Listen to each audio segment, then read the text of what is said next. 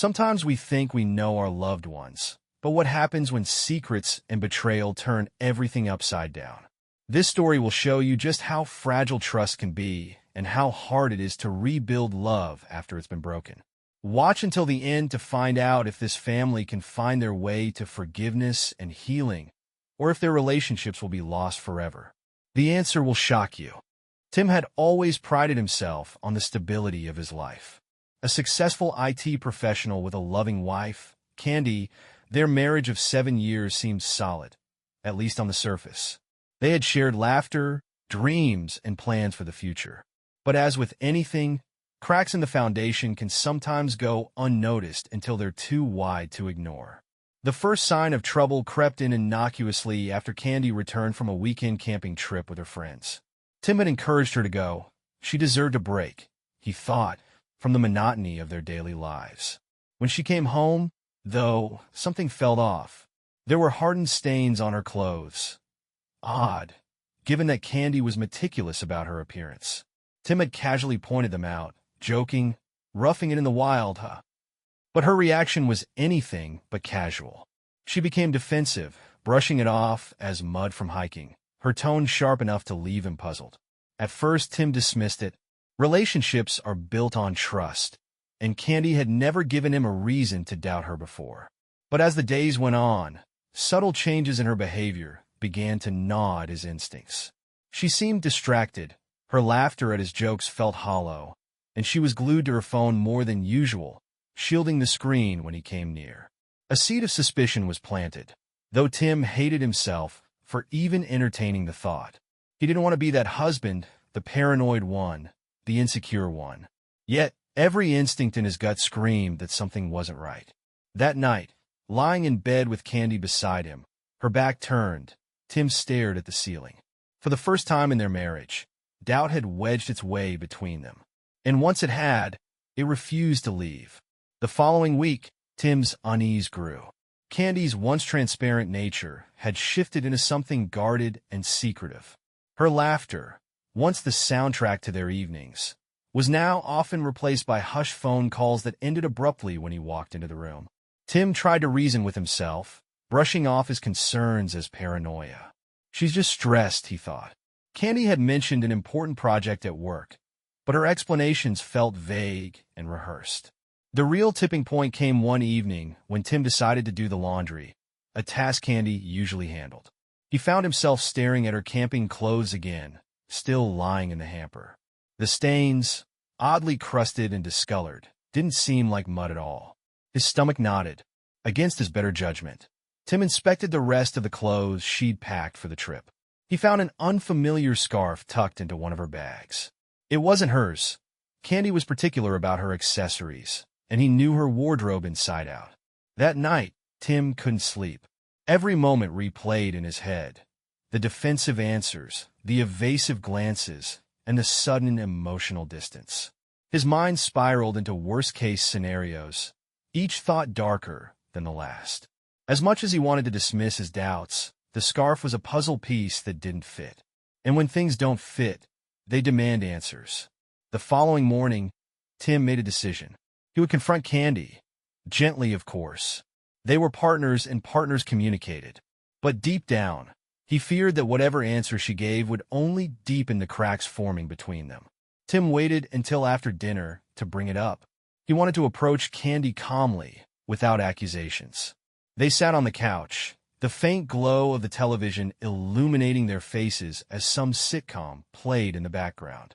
Candy was scrolling through her phone, seemingly oblivious to his growing tension. "Candy," Tim started, his voice soft but steady. She glanced up, her brow furrowing slightly. "Can we talk for a second?" "Sure," she replied, setting her phone down. Her tone was light, but her eyes carried a flicker of unease. Tim hesitated, choosing his words carefully. "I was doing the laundry yesterday and noticed, some odd stains on your clothes from the camping trip. And I found this scarf in your bag. It's not yours, is it?" Candy's expression shifted almost imperceptibly, a quick tightening of her lips before she forced a smile. "Oh, that? The scarf belongs to Mia. She must have left it in my bag. And the stains are probably from campfire ash or something." "Why?" What's the big deal? Her explanation was plausible, but something about the way she delivered it felt off. Tim's heart sank.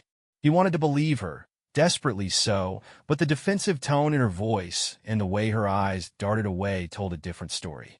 It's just, Tim paused, trying to gauge her reaction. You've been acting a little distant lately. I feel like something's bothering you, and I want to understand. Candy let out a soft, nervous laugh. Tim, you're overthinking this. I've been stressed with work, that's all. Don't turn this into something it's not. Her words were dismissive, her tone a mix of irritation and avoidance. Tim felt his chest tighten.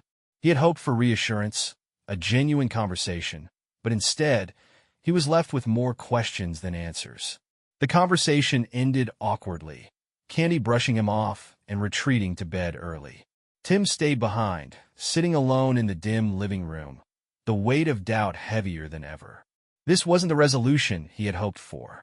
In fact, it felt like the beginning of something far more troubling. Tim spent the next few days in a haze of unease. Candy continued to act as though nothing had happened, going about her routines with a cheerful facade that felt increasingly hollow. Tim, on the other hand, couldn't shake the feeling that her explanation had been a carefully constructed lie. Unable to find peace, he turned to the one person he trusted outside of Candy, Ruby, his lawyer and an old college friend. Over the years, Ruby had become more than just his legal advisor. She was someone he could confide in when life felt overwhelming. Over coffee at her office, Tim spilled his suspicions. He recounted the stains, the scarf, and Candy's evasive behavior. Ruby listened intently, her sharp eyes fixed on him. Tim, she said after a moment of silence, I'm going to be honest with you. This doesn't sound good. But before jumping to conclusions, you need facts. Assumptions won't help you. Only the truth will. Her words hit him hard. Tim hated the idea of snooping or invading Candy's privacy, but he couldn't live in this limbo of doubt any longer. What do you suggest? He asked hesitantly. Ruby leaned back in her chair, her expression thoughtful. If you're serious about getting answers, hire a professional. A private investigator can gather information without bias or emotion clouding the process. It's not an easy step, but it's better than letting this eat you alive. Tim left her office feeling conflicted. The thought of involving a private investigator felt extreme, even intrusive. But as he drove home, he realized Ruby was right. He couldn't let this suspicion fester. It was either find the truth or allow his imagination to ruin what was left of their marriage. That evening, Tim found himself researching private investigators. One name kept popping up. Marvin, a seasoned investigator known for his discretion and efficiency. With a heavy heart, Tim made the call, setting into motion a chain of events that would forever alter his life. A few days later, Tim met Marvin in a small, unassuming office tucked away in the city. The private investigator was a man in his late 50s, his graying hair and weathered face giving him an air of quiet authority. He had the demeanor of someone who had seen it all and wasn't easily surprised. Marvin listened carefully as Tim laid out his suspicions, his words tumbling out faster than he had intended. He spoke about the camping trip, the scarf, Candy's behavior, and the lingering sense that something was deeply wrong. Marvin nodded occasionally, jotting down notes in a leather-bound notebook. Tim, Marvin began after Tim finished his account, I'll be straightforward with you. Your instincts might be right, or you might just be picking up on unrelated stress. Either way, my job is to give you clarity. That's what you need, right? Tim nodded, his throat dry. Yes, I need to know the truth, no matter what it is. Marvin leaned back in his chair. I'll start by monitoring her activities, discreetly of course. If there's anything to find, we'll find it. I'll also provide you with some basic surveillance tools if you want to stay involved. Just know this. Sometimes the answers you get aren't the ones you want. Tim swallowed hard. He knew Marvin was right. Part of him still hoped that this was all a misunderstanding, that he'd uncover something innocent and feel foolish for ever doubting Candy. But another part of him, the part that had grown increasingly uneasy, was bracing for the worst. Over the next few days, Marvin began his investigation. He followed Candy discreetly, observing her comings and goings while keeping Tim updated. Tim, meanwhile, equipped himself with the tools Marvin had provided, a discreet GPS tracker for her car, and a hidden camera for their home. It felt invasive, even wrong, but the thought of living in uncertainty was worse. Candy, unaware of the storm brewing around her, continued her usual routines. She left for work, attended a few late-night meetings, and texted on her phone incessantly. But it was during one of those late nights, when Tim was away on a business trip, that things began to unravel. Marvin called Tim with an update. "She's at a party," Marvin said. "The host is Jake, your boss, right?" Tim's stomach dropped. Candy had mentioned a party, but she had claimed it was work-related. Jake's name, however, hadn't come up at all. The knot in his chest tightened as Marvin continued. "I'll keep an eye on things and let you know if I find anything," Marvin assured him. As Tim hung up the phone, his mind raced. Was this it? Was this the moment when everything would come crashing down? Tim spent the remainder of his business trip in restless anticipation. Marvin had promised updates, but the silence only fed his anxiety. Every time his phone buzzed, his heart leapt, only to sink when it wasn't Marvin calling. Candy, on the other hand, had sent him a cheerful text that evening. "Hope your trip's going well. Miss you, Red Heart." The message, though sweet on the surface, now felt hollow. Tim stared at it for a long moment before locking his phone, unable to shake the gnawing sense of betrayal. The next morning, Marvin finally called. "Tim," Marvin began, his tone professional but heavy. "I've got some initial findings." Tim gripped his phone tightly. "What did you see?" "She spent most of the night close to Jake," Marvin said carefully. "I didn't see anything definitive, but their behavior, it was intimate. Close conversations, laughter, a lot of physical contact. More than what you'd expect at a work event." Tim felt the blood drain from his face. "And after the party?" "She left in Jake's car," Marvin said bluntly. "They drove to his house. She didn't leave until early this morning." The words hit Tim like a sledgehammer. His first instinct was denial. There had to be an explanation, some innocent reason for Candy to be at Jake's house. But deep down, he knew better. The pieces of the puzzle were starting to fit together in a way he couldn't ignore. "Did you get any proof?" Tim asked hesitantly.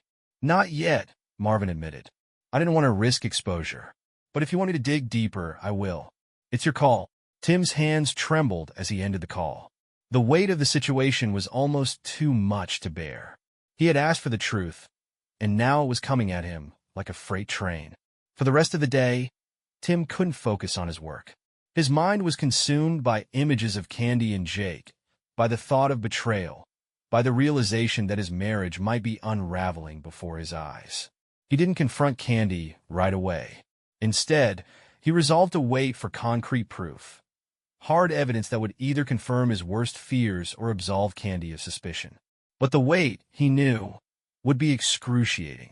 Returning home from his business trip, Tim felt a mixture of dread and determination. Candy greeted him at the door with her usual warmth, wrapping her arms around him in a tight hug. She smelled of her favorite vanilla-scented lotion, a scent that used to calm him, but now only brought an unsettling wave of doubt. "How was the trip?" she asked brightly as they sat down for dinner. "It was fine," Tim replied, trying to sound casual. "Busy, as usual. How about you? Anything exciting happen while I was gone?" Candy hesitated for a split second, just enough for Tim to notice, before launching into a story about work. She mentioned long hours and a particularly difficult client, but made no mention of the party at Jake's house. Tim's stomach churned as he nodded along, pretending to listen. Later that evening, as Candy showered, Tim found himself sitting on the edge of their bed, staring at her phone charging on the nightstand. The thought of snooping made his skin crawl, but the questions swirling in his mind refused to quiet. With trembling hands, he picked up the phone and unlocked it. Candy had never changed her passcode. He scrolled through her messages, finding nothing out of the ordinary. But when he opened her gallery, his heart sank. There, buried in a folder marked work stuff, were photos from the party. Most were innocent enough. Group shots of colleagues, a few candid selfies of Candy laughing with coworkers. But one photo stood out. It was a selfie of Jake and Candy, their faces close, her head resting lightly on his shoulder. Her smile was different, softer, almost intimate. The kind of smile Tim hadn't seen directed at him in months. He felt a surge of anger and heartbreak, but forced himself to stay calm. A photo, while suspicious, wasn't definitive proof of anything. But then he noticed the timestamps on the photos. The last one, taken well past midnight, showed Jake's living room, with Candy lounging on the couch, her shoes off, a glass of wine in her hand. She looked completely at ease. Tim's chest tightened. There was no work-related reason for Candy to be in Jake's home so late. When Candy emerged from the bathroom, toweling her hair dry, Tim quickly placed the phone back on the nightstand and pretended to scroll through his own. "You okay?" she asked, climbing into bed beside him. "Yeah," Tim lied, forcing a smile. "Just tired." That night, as Candy slept soundly beside him, Tim lay awake, staring at the ceiling. He thought about their wedding day, the vows they'd exchanged, and the years they'd spent building a life together. It all felt so distant now, like a dream he could barely remember. The next morning, Tim called Marvin. "I need you to dig deeper," he said, his voice low and steady. "I found something, but it's not enough. I need the truth. All of it." Marvin didn't hesitate. "Understood. I'll be in touch soon." From that moment, Tim felt like a man living on borrowed time. Every interaction with Candy was tinged with suspicion. Every smile she gave him felt like a lie. He began to withdraw, spending more time at work and less time at home.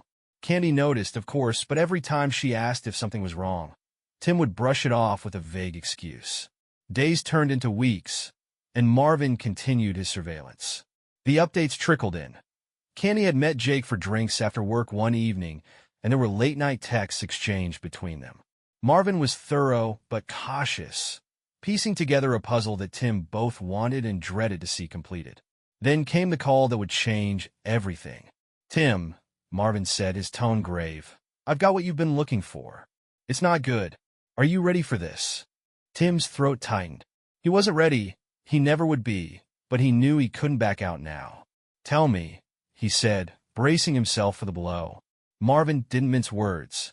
His voice was steady, almost clinical, as he laid out the details. Last night, Candy met with Jake again. It wasn't a professional meeting. Marvin paused, as if gauging whether Tim was ready to hear the rest. They went to a hotel together. "I captured photos and video evidence. It's definitive, Tim." Tim's breath caught in his throat. For a moment, he couldn't speak, couldn't think. He clutched the phone tightly, his knuckles turning white. "Are you sure?" he finally managed to ask, his voice barely above a whisper. "I'm sure," Marvin replied. "I wouldn't bring this to you unless I was certain. There's more, though. Jake wasn't the only one. There's another man, someone younger. Based on what I've seen, it's your son, Mike." The words hit Tim like a physical blow. His mind reeled, unable to process the information. Mike? His son? It felt impossible, absurd even, but Marvin's tone carried no hint of doubt. "I have proof," Marvin continued. "Photos, videos, timestamps, it's all there. I'll send it to you, but you need to prepare yourself. It's not easy to see." Tim ended the call without saying much, his mind racing. He sat in silence for what felt like hours, his thoughts a chaotic swirl of anger, betrayal, and disbelief. He had asked for the truth, but now that he had it, he wasn't sure how to handle it. When the evidence arrived in his email, Tim hesitated before opening it. His hands shook as he clicked through the photos and videos. Each image was a dagger to his heart, confirming his worst fears. The videos left no room for doubt.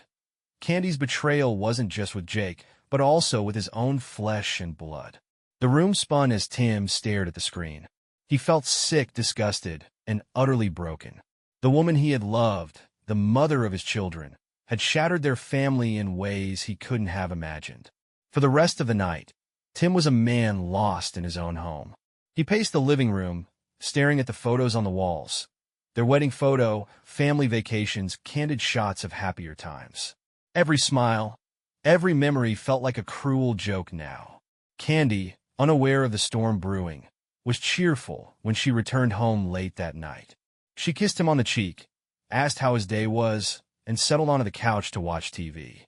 Tim watched her, his emotions a volatile mix of rage and sorrow. For a fleeting moment, he considered confronting her right then and there, throwing the evidence in her face and demanding an explanation. But Marvin's advice echoed in his mind. Stay calm. Plan your next steps carefully. Tim knew he needed to act strategically. He couldn't let his emotions dictate his actions. Not yet. There would be time for confrontation, but first he needed to protect himself. The next morning, Tim met with Ruby, showing her the evidence Marvin had collected. Her expression hardened as she reviewed it, her usual professional demeanor tinged with sympathy. "This is a lot, Tim," she said gently. "But it's enough to build a strong case if you decide to file for divorce. You need to think about what you want. Revenge, closure, custody arrangements? Whatever it is, we'll figure it out together." Tim nodded, though he wasn't sure what he wanted anymore. His life, his marriage, his family, all of it felt like it was crumbling before his eyes. One thing was certain, though. The time for confrontation was near. Tim spent the next few days preparing himself for what was to come. The evidence Marvin had gathered played on a loop in his mind, but he forced himself to stay composed. He knew this moment would define the rest of his life. He couldn't afford to let his emotions take control. Not yet. The confrontation happened on a Saturday morning. Candy was sitting at the kitchen table, sipping her coffee and scrolling through her phone, seemingly oblivious to the storm about to break. "Candy," Tim began, his voice calm but firm. "We need to talk." She looked up, her expression curious but unbothered. "Sure. What's up?" Tim sat across from her, sliding a folder onto the table. It was thick, filled with printed copies of the evidence Marvin had gathered. Photos, text transcripts, timestamps. "I know," Tim said simply, his voice heavy with the weight of betrayal. Candy froze, her hand hovering over her coffee mug. "Know what?" she asked, her tone defensive. "Everything," Tim replied, opening the folder and pushing it toward her. "The camping trip, the late nights with Jake, the hotel. Mike, it's all here." Candy's face drained of color as she flipped through the contents of the folder. Her hands trembled as she looked at the photos, the videos, the undeniable proof of her infidelity. "Tim, I can explain," she stammered, her voice breaking. "Explain?" Tim's voice rose, the anger he had been suppressing boiling to the surface. "Explain what, Candy? That you've been sleeping with my boss? That you dragged our son into this mess? What part of this can you possibly explain?" Tears streamed down Candy's face as she tried to speak, but her words came out in a jumbled mess of excuses and apologies. "It wasn't supposed to happen," she cried. "I made a mistake, Tim. I didn't mean to hurt you." "A mistake?" Tim spat, his voice laced with bitterness. "This wasn't a mistake, Candy. This was a series of choices, selfish, destructive choices. Do you even understand what you've done? To me? To our family?" Candy sobbed, burying her face in her hands. "I'm sorry, Tim. I don't know what else to say. Please give me a chance to make this right." Tim stood, his heart pounding. "Make it right," he echoed. "You can't undo this, Candy. You've broken something that can't be fixed. I trusted you. I loved you. And you destroyed it all." The silence that followed was deafening. Candy's cries filled the room, but Tim felt no sympathy. He had spent too long drowning in his own pain to offer her any solace now. "I'm filing for divorce," he said finally, his voice cold and resolute. "I want the rings back. And I want you to stop using my last name. You don't deserve it." Candy's head snapped up, her eyes wide with shock. "Tim, please." "It's over," Tim said, cutting her off. "I'll have Ruby contact you about the legal proceedings. For now, pack your things and go. I need you out of this house." Candy stared at him, her face a mixture of devastation and disbelief. But she didn't argue. She nodded slowly, wiping her tears as she stood and retreated to their bedroom. As Tim watched her go, he felt a strange mix of emotions: anger, relief, sorrow. The confrontation had left him drained, but it also brought a sense of finality. For the first time in weeks, he felt like he could finally start to reclaim his life.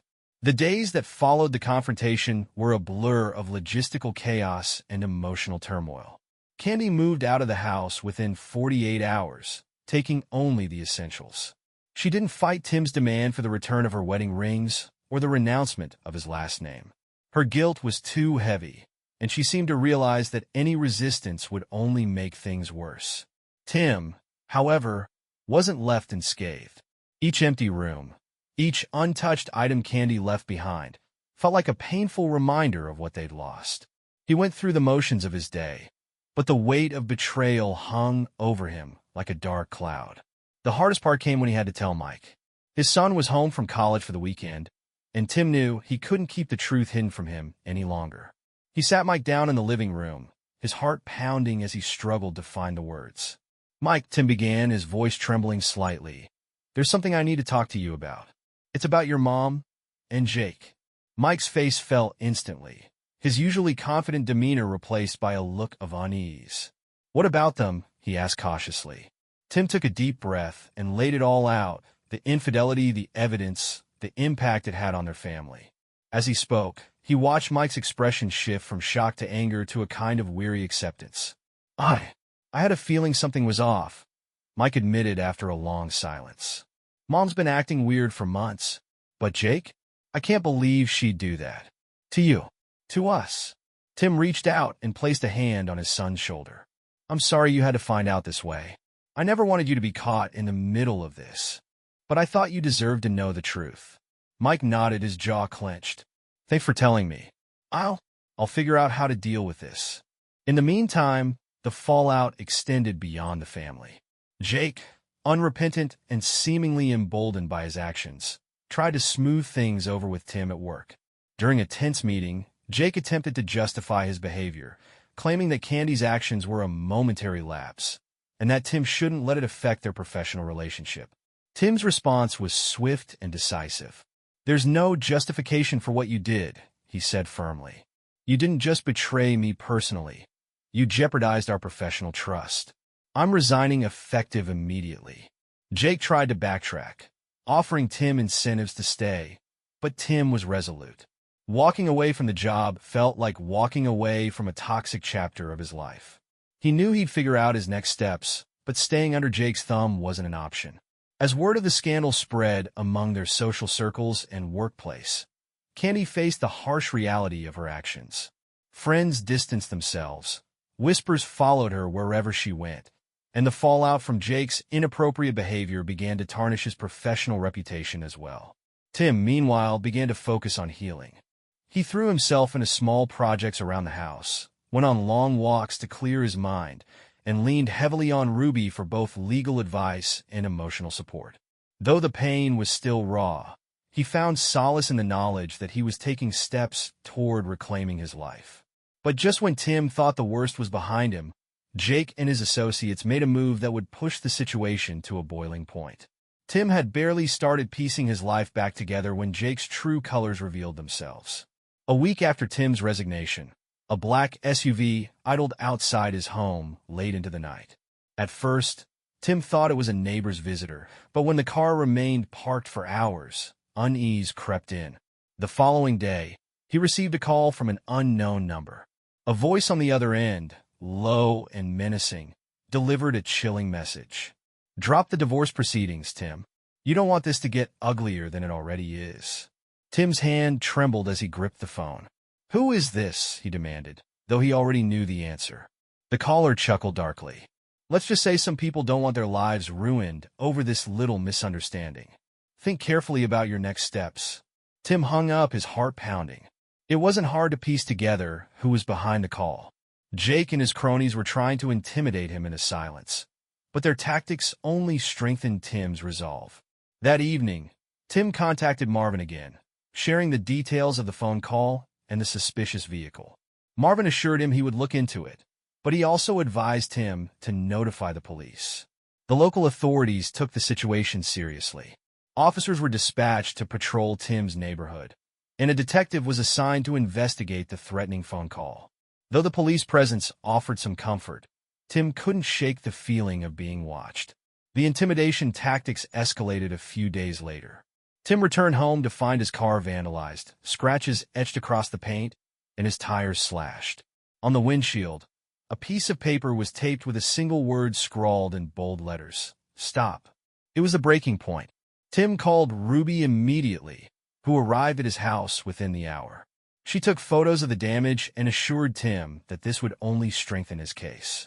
"This is harassment, plain and simple," Ruby said firmly. "We'll file a restraining order against Jake, and anyone else involved. Don't let them scare you into backing down. Tim nodded, grateful for her unwavering support.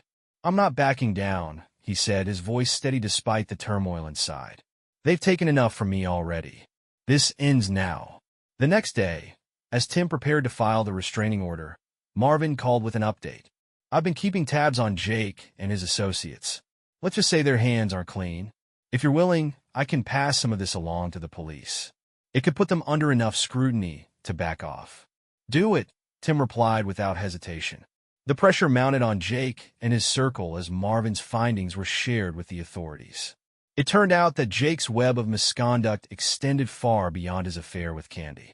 Financial improprieties, workplace harassment, and other questionable dealings began to surface, painting a damning picture of his character. The tables were turning. Jake's attempts to intimidate Tim were no longer a secret, and the legal system was closing in. Still, Tim knew that a cornered man was a dangerous one. Despite the tension, Tim found strength in the support of those around him. Ruby's steadfast dedication, Marvin's tenacity, and even Mike, who had stepped up to help his father during this turbulent time. For the first time in weeks, Tim felt a glimmer of hope. He wasn't just surviving anymore, he was fighting back. As the restraining order against Jake and his associates went into effect, the courtroom became the stage for the next chapter of Tim's battle. With Ruby leading the charge, Tim filed a civil suit against Jake for harassment, emotional distress, and defamation. The evidence Marvin had gathered, coupled with Jake's increasingly erratic behavior, built a strong case. Jake, however, wasn't going down without a fight. He countered with claims of workplace grievances and accused Tim of fabricating the allegations to tarnish his reputation. The legal proceedings became a heated tug-of-war, drawing attention from both their workplace and the broader community. Candy, meanwhile, became a reluctant participant in the chaos. Called to testify as a key witness, she entered the courtroom looking visibly defeated. Her once vibrant demeanor had been replaced with a hollow, almost haunted expression. Under oath, she admitted to the affair but tried to deflect blame, describing Jake as manipulative and emotionally abusive. Tim listened to her testimony with a mixture of anger and sadness. Her words didn't absolve her, but they painted a picture of a woman who had been seduced by power and promises she didn't fully understand. Still, her betrayal was a wound that couldn't be undone. The courtroom drama reached its peak when Jake took the stand. Arrogant and unrepentant, he dismissed the allegations as blown out of proportion and tried to paint himself as a victim of workplace politics. But his facade crumbled under Ruby's relentless cross-examination. "Mr. Jacobs," Ruby said, her tone sharp and calculated, "you claim that these accusations are baseless. Can you explain, then, why multiple employees have come forward with similar complaints about your behavior? Or why threatening phone calls and vandalism were directed at my client immediately after his resignation?" Jake's confidence faltered, his carefully rehearsed answers unraveling as Ruby pressed on. By the time she finished, it was clear to everyone in the room that Jake was not the victim he claimed to be. The final blow came when Marvin presented his findings. Financial records, surveillance footage, and witness testimonies painted a damning picture of Jake's misconduct, both personal and professional. The judge, visibly unimpressed by Jake's attempts to defend himself, issued a stern rebuke. "This court finds Mr. Jacobs' actions reprehensible," the judge declared. "His harassment of Mr. Collins and others constitutes a clear abuse of power and trust. I am awarding Mr. Collins $1 million in damages for the emotional and professional harm he has endured." The courtroom erupted in murmurs as the ruling was announced. Jake sat frozen, his face a mask of shock and fury, while Tim felt a wave of relief wash over him. The financial victory wasn't about the money. It was about holding Jake accountable and reclaiming his sense of justice. Outside the courtroom, Ruby turned to Tim with a small, triumphant smile. "You did it," she said. "This chapter is over." But as Tim walked away, he couldn't ignore the lingering weight of everything that had happened. The legal win was a step forward, but the scars of betrayal, harassment, and loss would take much longer to heal. Despite the courtroom victory, The aftermath of the trial left Tim emotionally drained. Winning the case didn't erase the pain or the betrayal. It simply closed a chapter of chaos. The $1 million settlement offered financial stability, but it couldn't mend the broken pieces of his life. Jake's public downfall was swift and unforgiving. News of the trial spread like wildfire through their professional and social circles. His reputation was in ruins, and his company distanced itself from him entirely. Former colleagues came forward with their own stories, painting a picture of a man whose ambition and arrogance had destroyed not only his career, but also his personal life. For Candy, the consequences were equally severe. With her affair exposed and her role in the scandal laid bare, she found herself ostracized by friends and colleagues alike. The shame was overwhelming, and she retreated into isolation, avoiding contact with almost everyone, including Tim and Mike. Tim, meanwhile, focused on rebuilding. He began attending therapy sessions, something he had initially resisted, but now realized was essential for his healing. The sessions were raw and painful, forcing him to confront the anger, sadness, and loss that had consumed him since discovering Candy's betrayal. "You've been through a lot," his therapist, Dr. Harper, said during one session. "It's okay to feel hurt, to feel angry, but you need to give yourself permission to heal too. This doesn't have to define the rest of your life." Tim took those words to heart. He started small, spending more time with Mike, reconnecting with old friends, and rediscovering hobbies he had abandoned during his marriage. Slowly but surely, he began to see glimpses of the man he used to be before the weight of betrayal had crushed him. Mike, too, was navigating his own path to healing. The trial had been a wake-up call for him, forcing him to reevaluate his relationship with his mother and the family dynamic that had once seemed unshakable. Despite everything, he remained supportive of Tim, often joining him for dinners or weekend hikes. "Dad," Mike said one evening as they sat on the porch, watching the sun dip below the horizon, "I know this has been hell for you, but I'm proud of how you've handled it. You didn't let them break you." Tim smiled, his heart swelling with gratitude. "Thanks, Mike. I couldn't have done it without you." As the weeks turned into months, Tim began to feel a sense of peace he hadn't experienced in a long time. The house, once filled with painful memories, became a sanctuary where he could start anew. He replaced old photos with new ones, filled the shelves with books he'd always meant to read, and even started renovating the garden, a project Candy had never cared for, but that brought him unexpected joy.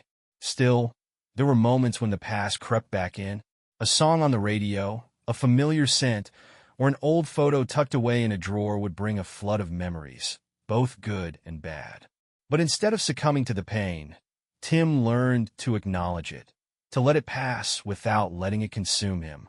Through it all, Tim remained focused on one goal: moving forward. He didn't know what the future held, but for the first time in a long while, he was ready to face it head-on.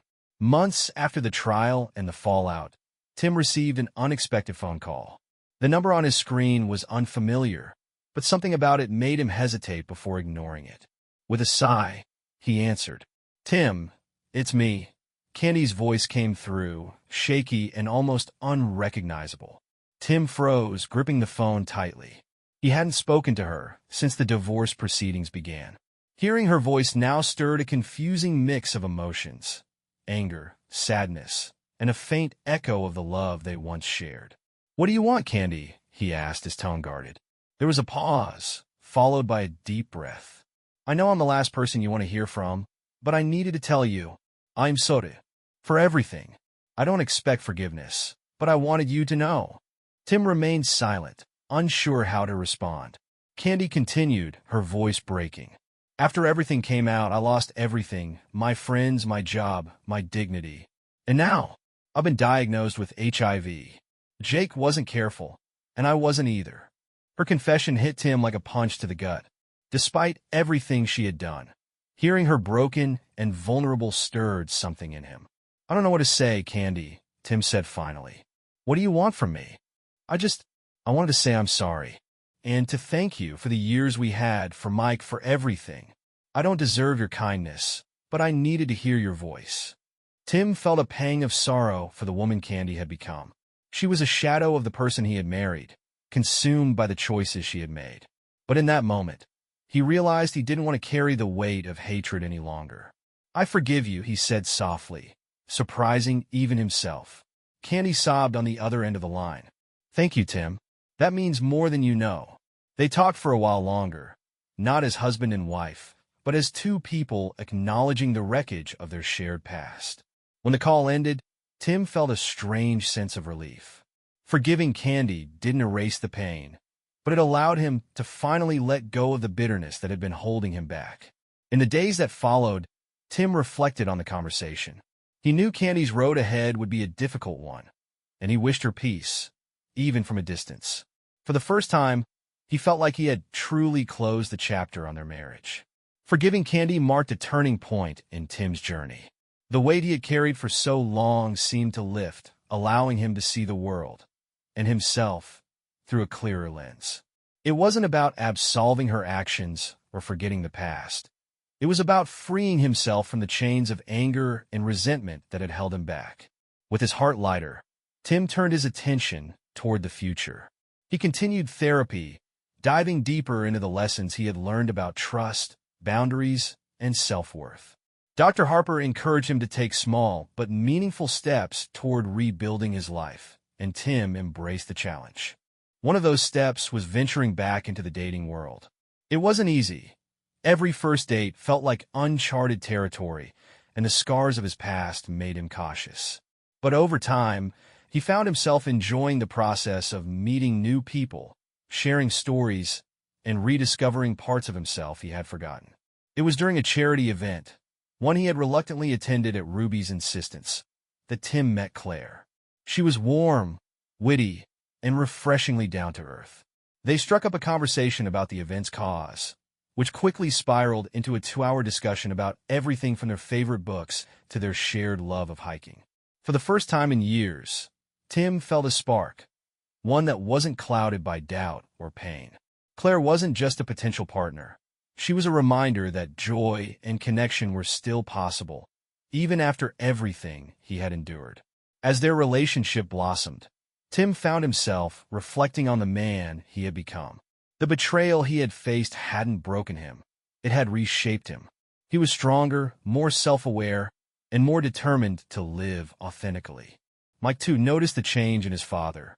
"You seem happier," he remarked one evening as they shared a meal. "I am," Tim admitted with a small smile. "Life hasn't been easy, but I think I'm finally starting to figure it out." The past still lingered in the background, as it always would, but it no longer defined him. Tim had learned to let go of what he couldn't control and to cherish the moments of peace and happiness that came his way. Months later, as he stood on a mountaintop during a hike with Claire, the crisp air filling his lungs, Tim realized how far he had come.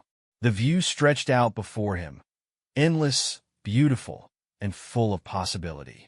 "Thank you," he whispered to himself, not to anyone in particular, but to the universe, to the journey, to the struggles that had brought him here. This wasn't the life he had imagined years ago, but it was his life now, and it was one he was proud to live.